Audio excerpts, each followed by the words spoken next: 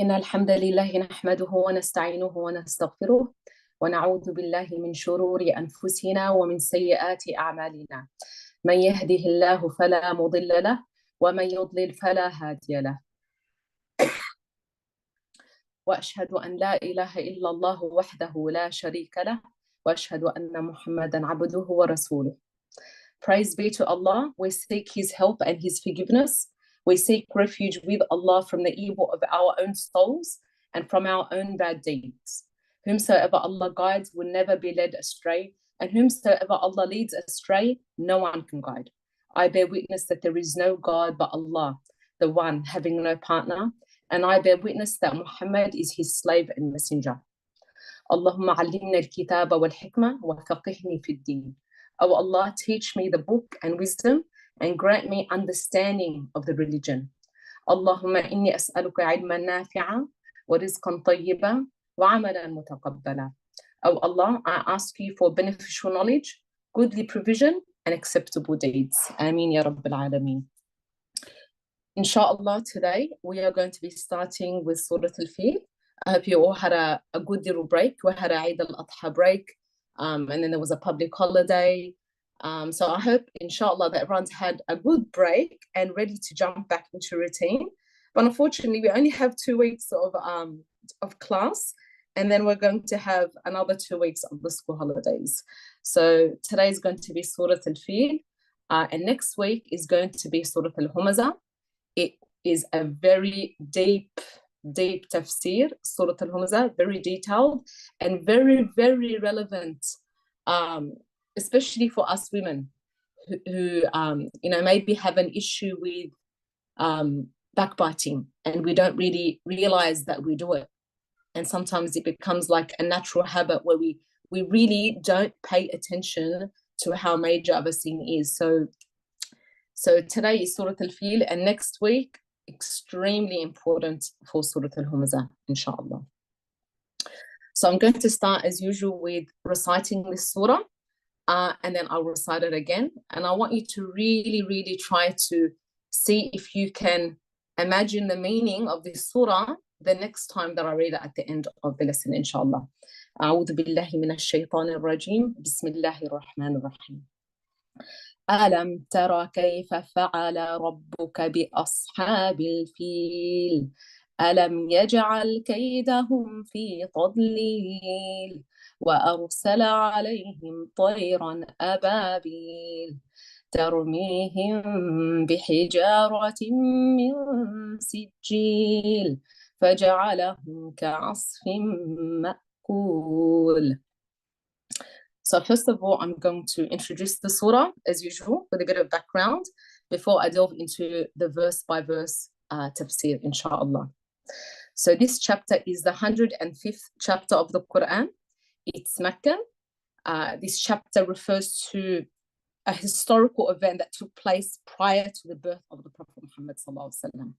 Okay, so it's actually this surah is referring to an event that took place prior to the birth of the Prophet ﷺ, on the year of his birth, in fact.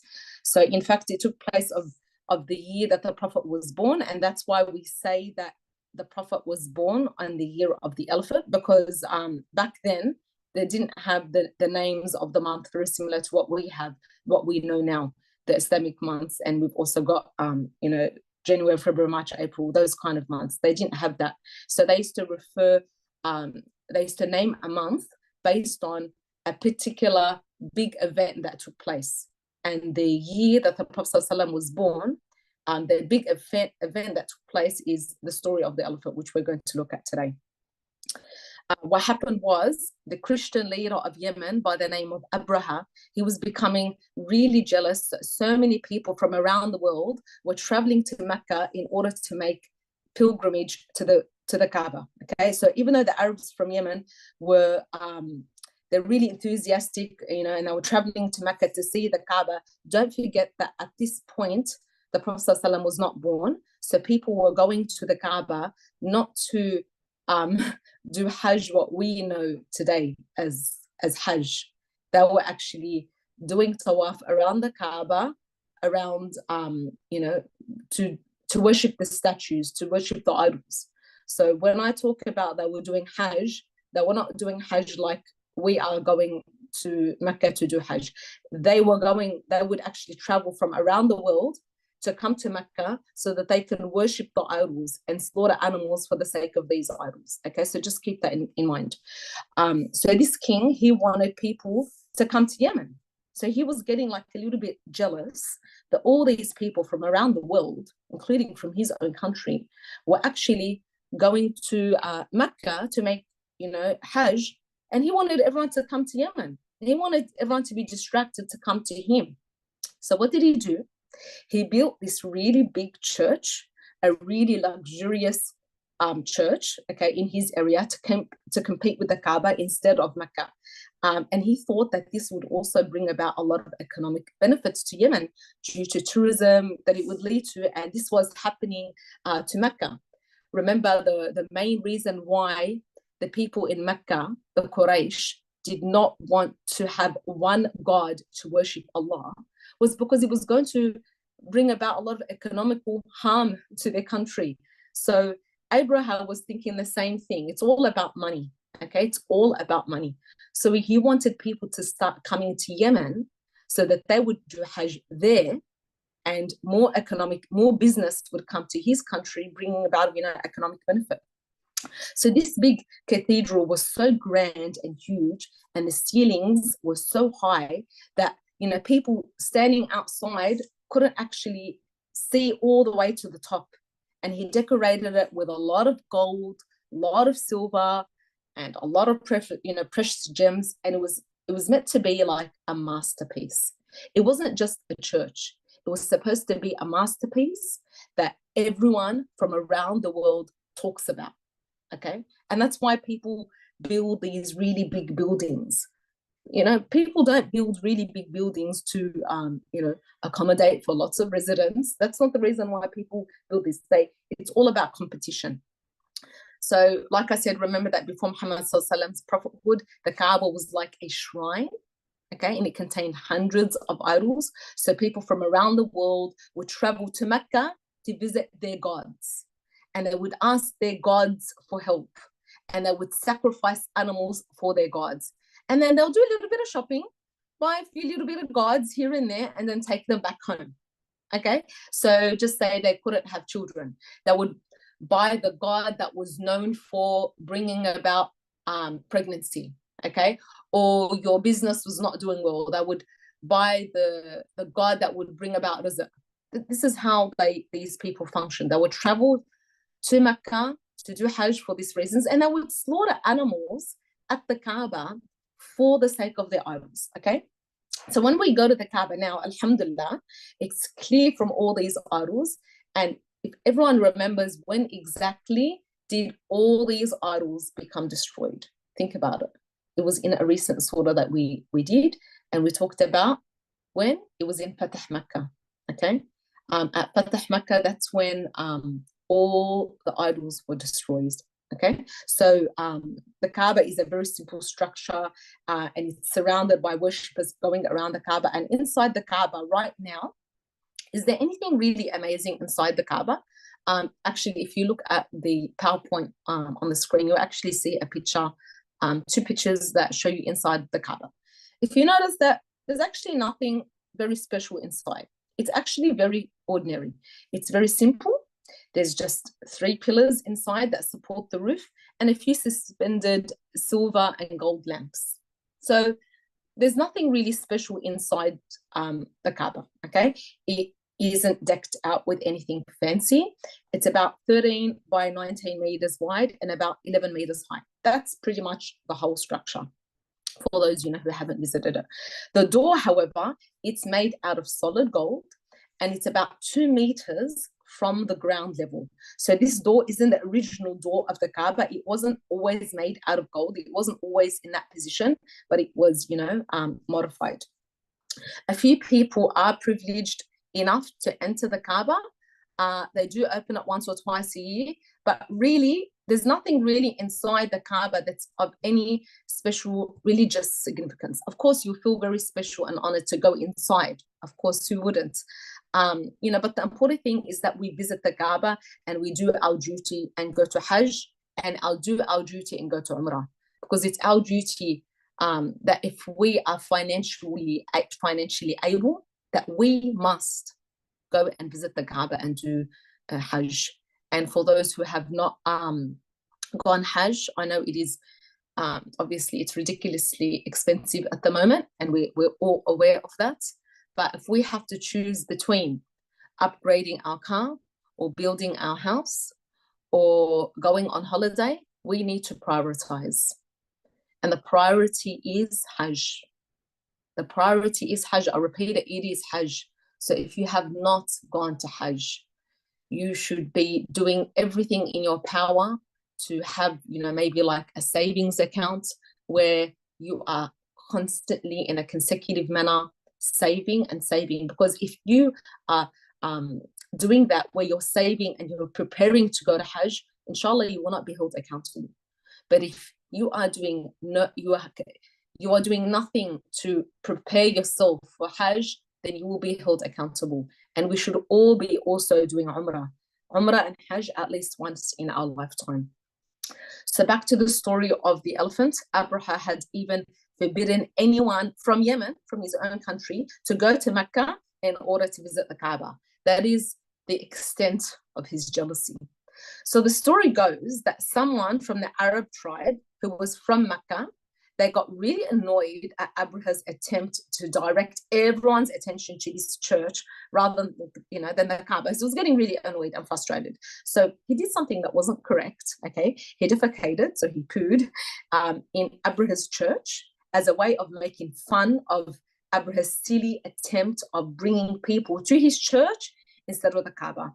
And obviously, this wasn't a very pleasant thing. And this, obviously really angered Abraham. This is not a good thing to do, obviously. But anyway, it was prior to Islam. I don't know who the individual is, but it was from someone from Mecca. So Abraham decided to invade Mecca and attack and destroy the Kaaba.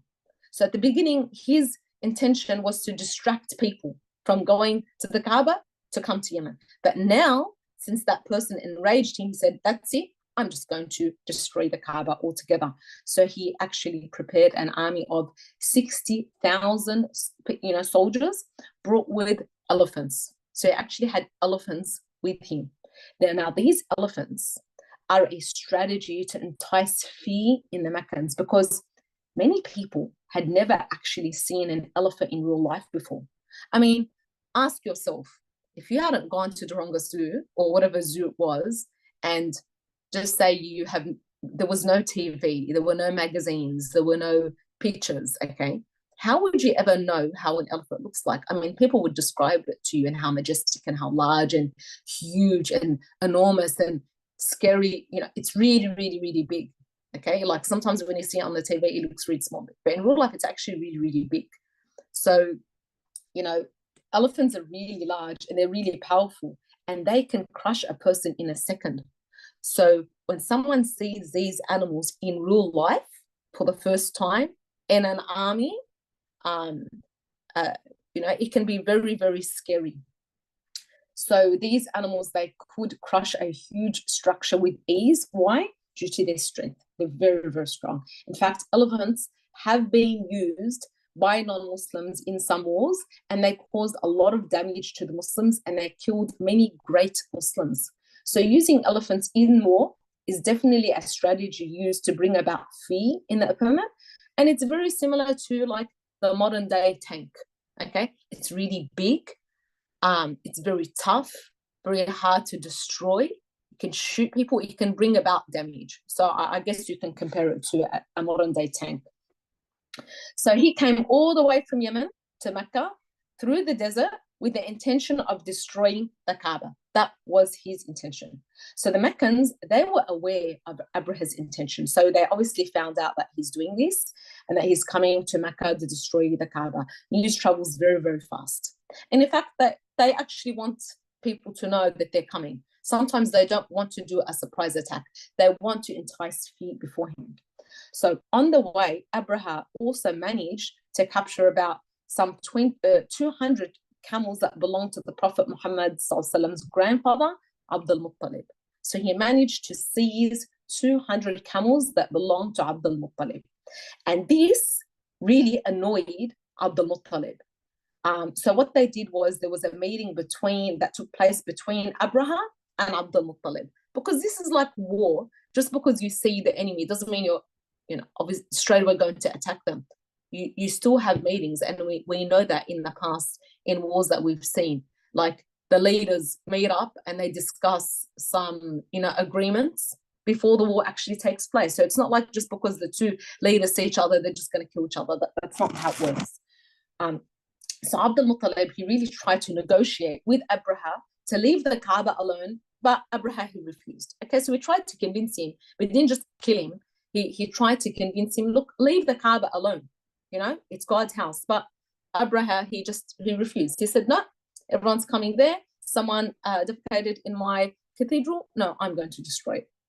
Then Abdul Muttalib, then he demanded that his camels be returned to him. And eventually, Abraha actually agreed to give back the camels on the condition that Abdul Muttalib wouldn't intervene in Abraha destroying the Kaaba. Okay? So, subhanAllah, literally, Abdul Muttalib said that, okay, I'm here to get my camels. That's mine. That belongs to me. Allah will protect the Kaaba. Allah is the Lord of the Kaaba, and I am the Lord of the camels. I'm here to get my camels back, and I don't really need to protect the Kaaba because it belongs to Allah anyway. Don't forget that they still believed in Allah. Okay, it's just that they were mushrikeen. They committed shirk. They believed in Allah along with associating partners, which takes someone outside of the fold of Islam. But don't forget, they did believe in Allah subhanahu wa ta'ala. So the next morning, Abraham marched to the Kaaba to destroy it with his elephants.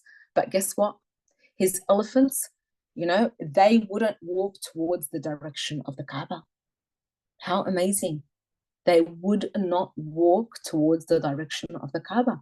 So the elephant agreed to walk towards other directions, left, right, backwards, but he wouldn't go towards the Kaaba to destroy it. So the soldiers, they're finding this very strange. They even tried herding the elephants with iron spears, but the elephants, they just wouldn't budge. So Abraha's plan actually backfired, because that was his strategy to scare everyone with these big elephants and to actually crush everyone. So the people some of his soldiers were sitting on the elephants, and their plan was to go and destroy anyone that tried to protect the Kaaba, and to actually destroy the Kaaba, like destroying a building. So he backfired. His plan backfired, and he couldn't get his army of elephants to attack the Kaaba. And at that same time, Allah subhanahu wa ta'ala sent a flock of birds who were carrying stones of baked clay in their beaks and their claws to Abraha and his army. And these birds, they threw the rocks at the army until the army was destroyed completely. These stones, they came at such speed, they were literally like bullets. So even though they were really small in size, they were coming at speed. The elephants ran off at the sight of these birds, and they left their army to be attacked by these stones. And this event can be returned. You can actually consider this event as a mu'jiza. In case you haven't heard of this word before, mu'jiza means a miracle. It's an abnormal event which took place, so it's called a mu'jiza. So this mu'jiza, this miracle, took place on the year of the elephant, the year that the Prophet Muhammad was born, as a way of introducing a very special individual into this world, who would be a prophet for all of mankind. So now we're going to start, inshallah, with the verse-by-verse tafsir. Inshallah, that gave you a little bit of background knowledge on Surah Al-Fiil. So remember, the word Fiil means elephants. بسم الله الرحمن الرحيم. ألم ترى كيف فعل ربك بأصحاب الفيل. Have you not considered how your Lord dealt with the people of the elephant?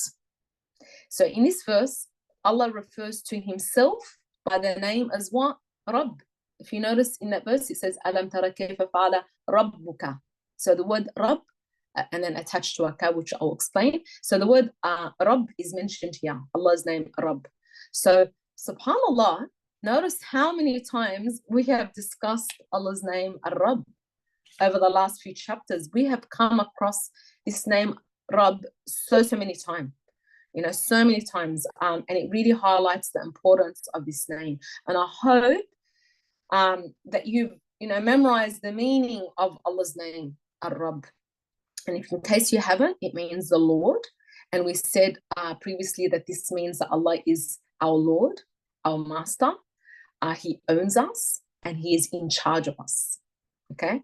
Rabb is also the one who takes care of others and He gives them gifts. And these are all explanations of Allah's name, the Lord, Ar-Rabb. Okay?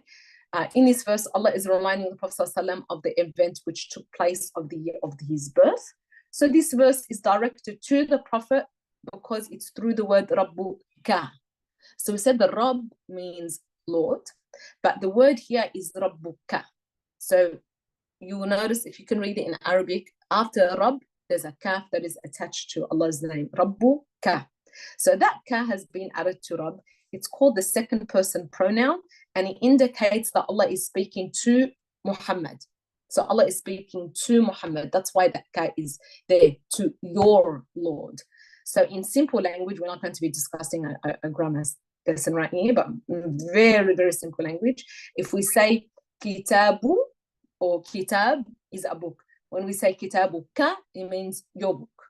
Okay, so when we add like the ka, it indicates that you either own something or you're speaking to someone. Okay, similar to when you say means mom, and then ummuka is like your mother. Okay, so although the Prophet ﷺ could not have possibly witnessed this event with his own eyes, obviously he wasn't born, he definitely knew all about this event. Everyone in Mecca knew about the day when Abraha came to destroy the Kaaba. It was a very well documented historical event, very similar to when we hear about World War I, World War II, and lots of events that took place in history. We weren't there. We didn't see it happening, but everyone knows about it. So we know it actually took place. The next verse, أَلَمْ يَجْعَلْ كَيْدَهُمْ فِي تَضْلِيلٍ. Did He not make their plan go wrong?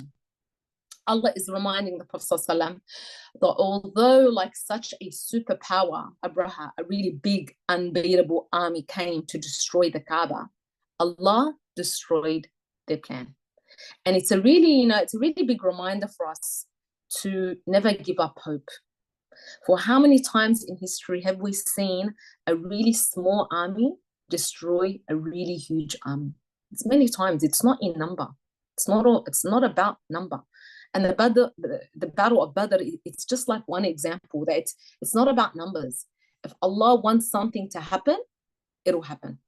Sometimes you will be in a really, like think about it, with yourself personally. You'll be in a really stuck situation and you think, how am I going to get out of this one? Boy, how am I going to get out of this one? Then Allah subhanahu wa ta'ala gets you out of it and you're like, where did this come from? So when you thought that there was no hope, but Allah is the miracle maker. So it will happen. So whether an army is large and well equipped or not, Allah just needs to say, kun, be, and it happens according to what He wants it to happen. Allah is the miracle maker. Nothing is too hard for Allah subhanahu wa ta'ala.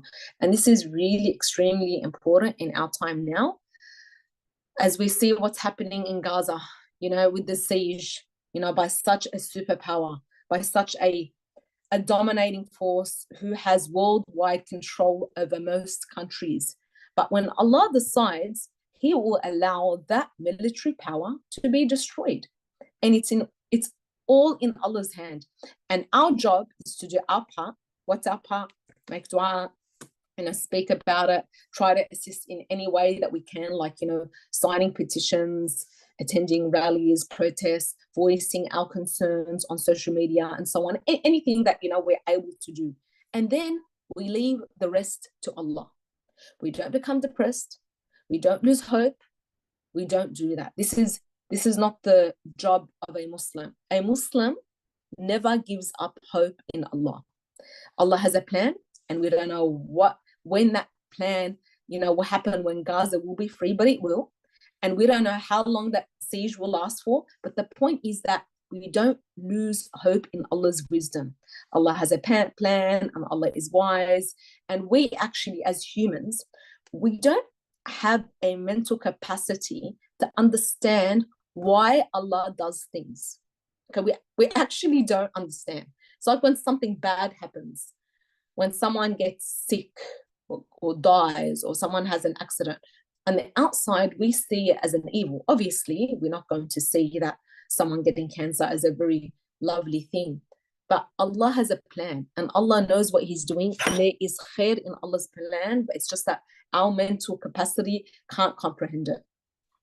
And that's why also sometimes, children, they don't understand as mothers why we do things, or we tell them to do things.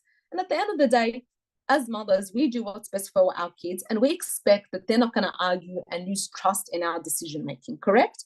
So we expect, Allah subhanahu wa ta'ala expects that you do not lose hope in His decision making. Similarly, Allah is also the all-wise, Al-Hakim. He has a well-calculated plan, and Allah is executing His wise plan. And when Allah deems it fit to destroy the enemy and free Gaza, then that's going to happen. And like I said, don't ever lose hope in Allah's wisdom. Don't ever question why Allah does things and accuse Allah of being unfair. This is very, very dangerous. Very dangerous to have it in your heart that you think Allah subhanahu wa ta'ala is unfair. And this goes back to even little things like jealousy. When you see someone that has something more than you, like someone has a very nice anything, car, jewelry, whatever it is, bag, and you're thinking, well, I've been working for 20 years and I haven't earned that. She's only been working for 1 year, 2 years, or no years at all, and she got that. We cannot question Allah's wisdom. How do you know what good deed that she did, that maybe she earned that? Maybe she's been praying Qiyam al-Layl, and you haven't, and Allah is rewarding her. Maybe Allah is testing her. So we just have to always, never ever think that Allah is being unfair. And another one of Allah's name that we should refer to here is Al-Adl, the most just. And He will give the people of Gaza the justice that they deserve. And finally, the last name of Allah I'm going to mention here is Al-Muntaqim, the avenger. Allah will avenge the Gazans and all the people who are oppressed. And after Allah, these are all Allah's names that we should really, really memorize the meanings of, especially in times when people are being oppressed. And then when you remember Allah subhanahu wa ta'ala is the just and the avenger, and He's very wise, then you'll have ease knowing that it's all in Allah's hands. So I feel at ease now. So we just need to be patient and just do our part. وَأَرْسَلَ عَلَيْهِمْ طَيْرًا أَبَابِيلَ. Then Allah sent against them swarms of birds. So the word طير, if you see in the verse, وَأَرْسَلَ عَلَيْهِمْ طَيْرًا. So the word طير. طير means birds. Ababil means swarms, like a huge flock. So Allah sent upon the army of Abraham a huge flock of birds, similar to the size of pigeons. So they weren't like really, really big. They were size of pigeons. And it was through these pigeon-sized birds, really little birds, that an entire army of military power was destroyed. So subhanAllah, they were so great that the people of Mecca, they couldn't even stop them, but the birds actually was able to stop them. And isn't that so amazing that, never think that you're completely defeated. So long as you have Allah subhanahu wa ta'ala, you are never, ever defeated. تَرْمِيهِمْ بِحِجَارَةٍ مِّن سِجِّيلٍ. They were throwing at them rocks of baked clay. So these birds, they had in their beaks and in their claws really little, small rocks, like pebbles. And even some people say that they were as small as grains of sand. Allahu Alam. We don't know exactly, but all we know is that they were really, really small. Okay, tiny stones that are described with the attributes of clay. Okay, because it says clay stones. So is clay stones very strong, or or very fragile? What do you think? Like if you got something that was made out of clay and you threw it on the ground, is it as strong as metal or would it actually break? So baked clay is actually very fragile, okay? And it falls apart. However, when they were thrown from a really high distance, when they were shot down, they came down like bullets, that they penetrated the bodies of the soldiers and they destroyed them all. And it doesn't matter whether these small rocks were made out of wool or steel. You know, after all, it was Allah that sent these birds with the stones as a means of destroying the army. So whether Allah sent something very strong or very weak, at the end of the day, it was Allah that sent it. And if Allah sent it, then it's powerful. So although in our minds, subhanAllah, our weak minds, a flock of birds couldn't possibly destroy an army. Like that's what our mind says. But at the end of the day, who are we to say that? These birds are soldiers of Allah. The wind is a soldier of Allah. Germs and viruses are a soldier of Allah. King Nimrod was destroyed by a mosquito, for God's sake. The whole world went into lockdown because of a germ of COVID, So what makes us think that an army couldn't be destroyed by birds? If these birds are soldiers of Allah, then they're strong. Allah is capable of everything. He is a miracle maker. So when you hear about this story, never ever for a moment think to yourself, oh, how could these little tiny rocks destroy an army? Well, if Allah subhanahu wa ta'ala sent that, and he did, then most definitely, they were destroyed. فَجَعَلَهُمْ كَعَصْفٍ مَأْكُولٍ. He left them, leaving them like chewed up leaves. So Allah then describes the state that this army was in after their destruction. So Allah uses the adjectives to describe like a really vivid like image in our mind. And subhanAllah, Allah does that a lot in the Quran. Allah, subhanAllah, he uses a lot of descriptions describing Jannah and describing Jahannam. Like if you read verses that talk about Jannah, your heart is just melting and then you're just crying, wanting to go there.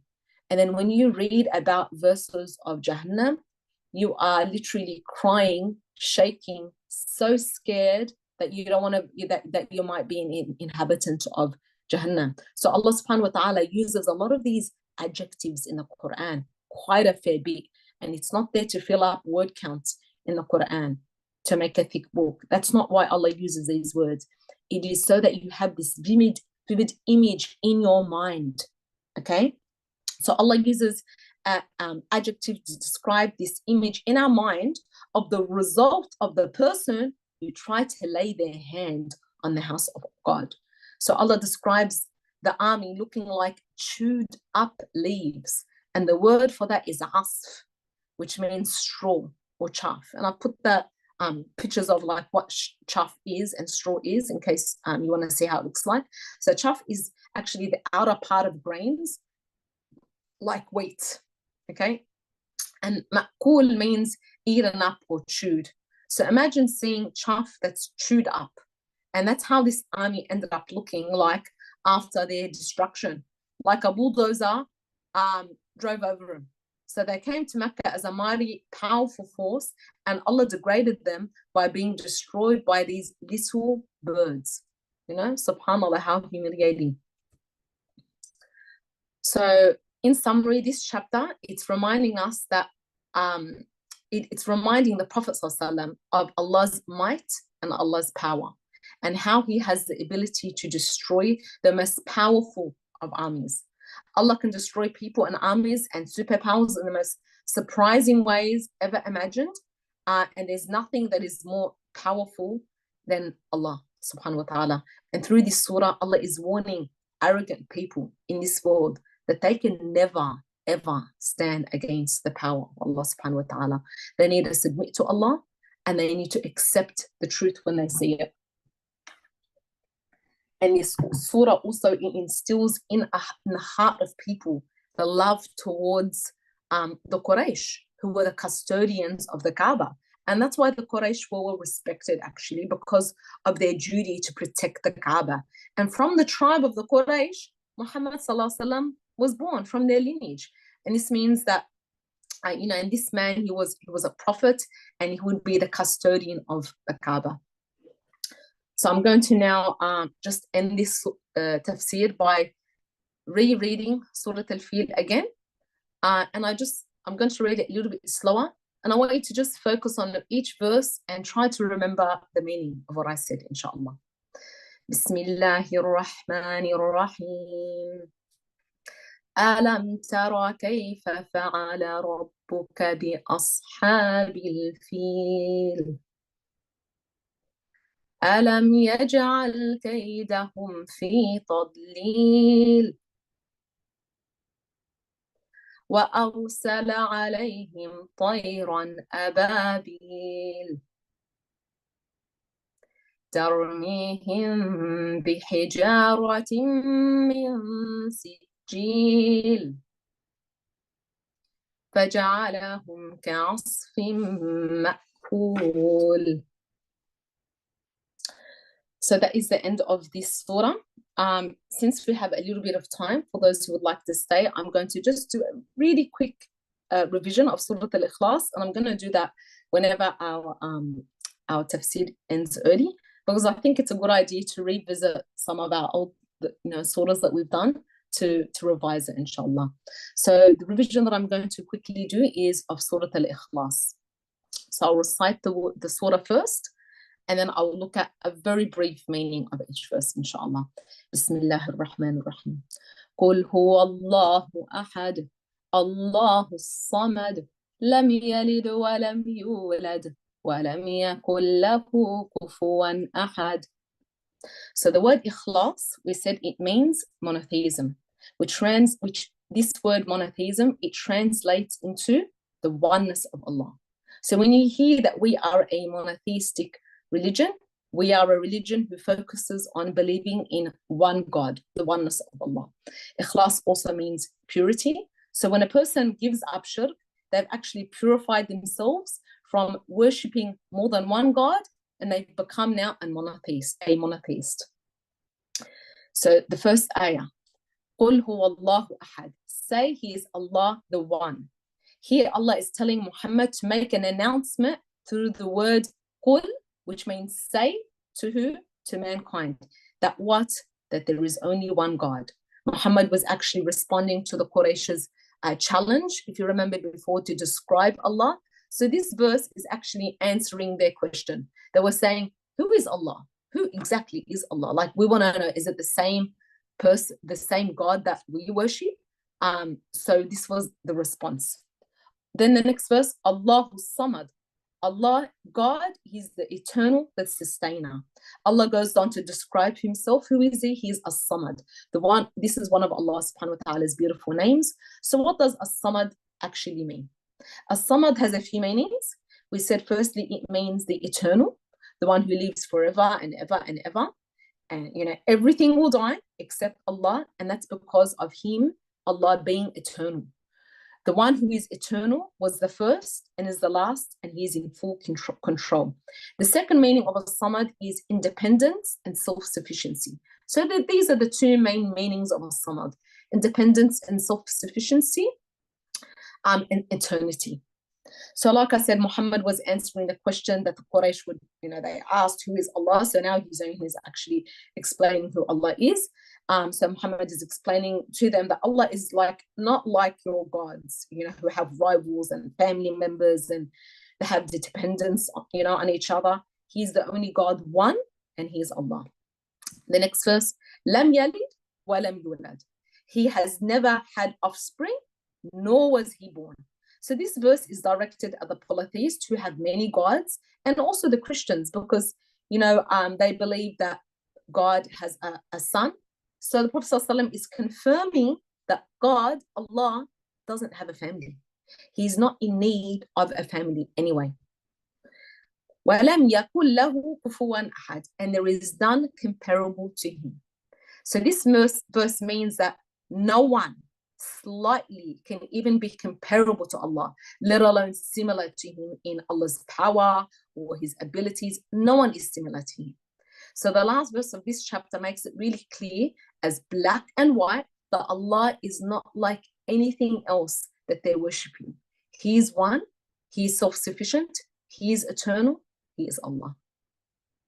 And that is the end of that very, very quick little revision of Surah Al-Ikhlas. So سبحانك اللهم وبحمدك أشهد أن لا إله إلا أنت أستغفرك وأتوب إليك. السلام عليكم ورحمة الله وبركاته.